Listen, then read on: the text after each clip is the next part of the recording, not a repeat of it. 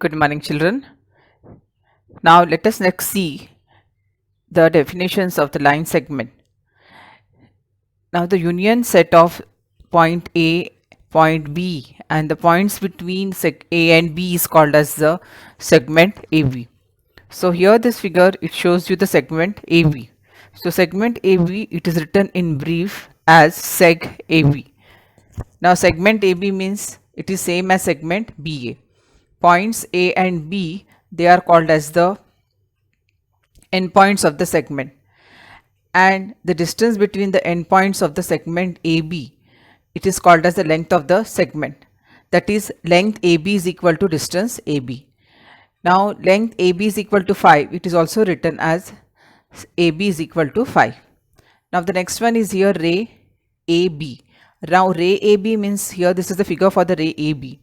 So A is called as the origin of the ray, and the arrow, so this point origin A is fixed, and on the right side here we can see that arrow shows that the arrow can be extended indefinitely on the other side. Now let us see the definition of the ray.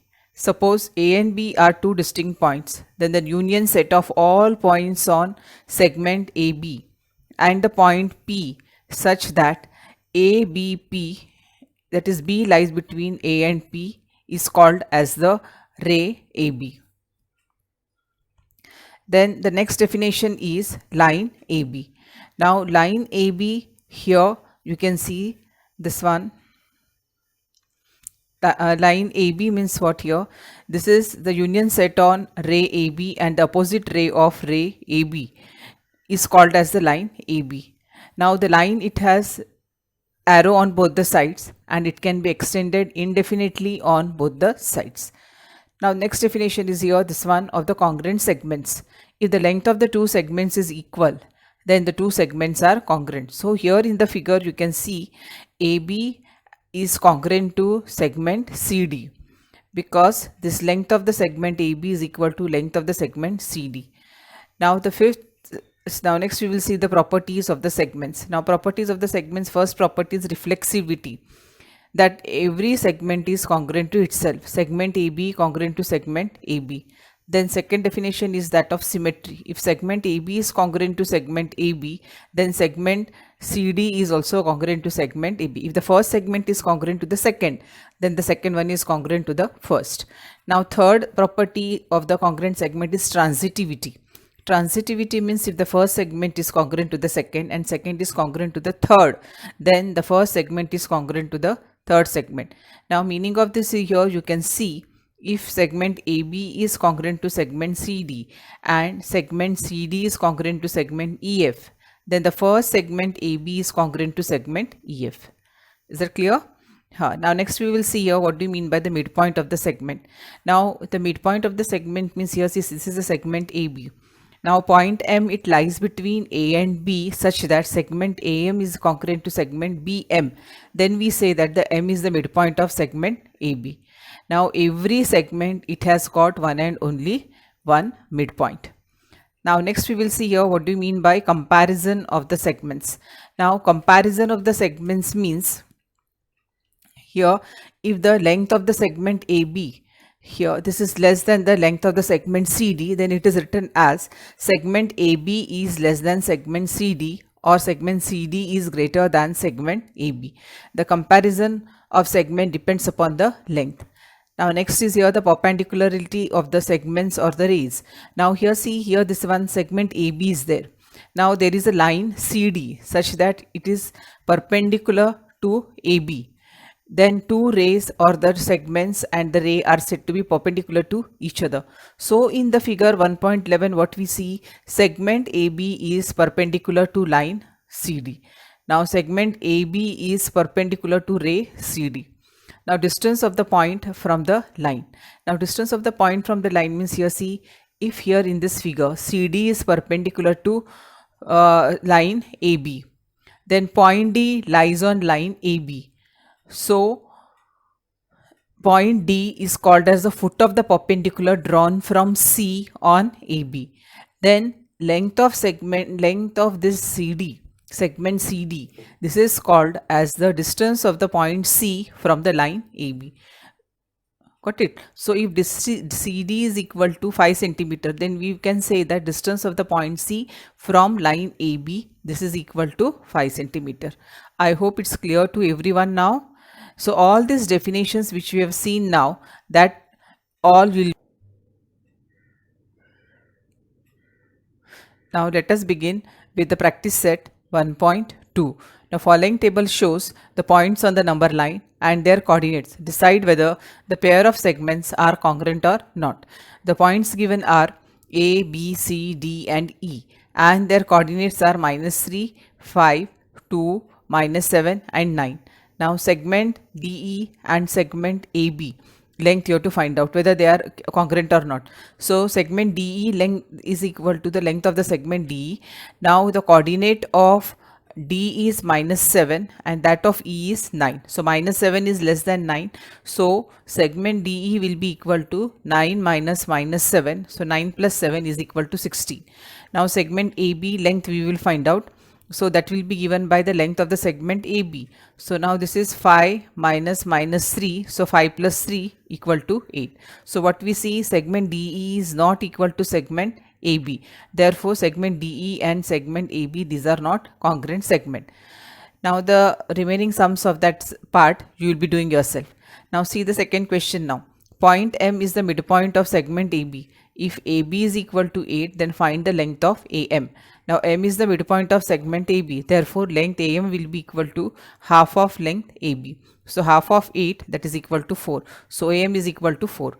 If AB is equal to 5 centimeter, BP is equal to 2 centimeter and AP is equal to 3.4 centimeter, compare the segments.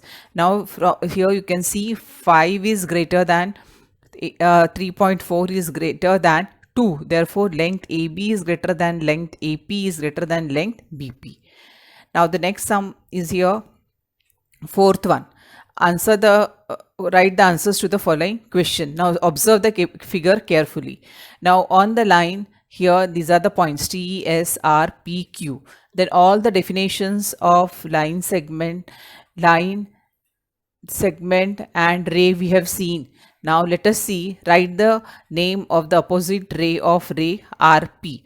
Now here see this one, RP is the origin. Now ray opposite to RP will be RS. So ray RS is opposite ray of ray RP. Now write the intersection of set of ray PQ and the ray RP. Now this here see, this is ray PQ, okay, and ray RP means from here to here this will be. So when you compare these two rays here, which is the common point, intersection means the common point you have to find out. So common point is point P. So point P is the intersection of the set of ray PQ and ray RP.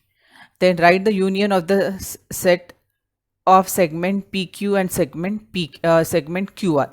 Now segment PQ is this one here, and segment P and segment QR, this one, the entire segment. So union when you take means here you will have to take the set of points of segment PQ as well as of segment QR. Now PQ is set of points on PQ is repeated, but that we will write down only once. So what will come here, this entire segment QR will be there. So segment PQ union segment QR will be equal to segment QR. Now state the ray here which segment QR is the subset. Now segment ray QR, segment QR here in the figure you see, this is segment QR. So ray this one segment QR, this will be the subset of ray RQ or ray QR.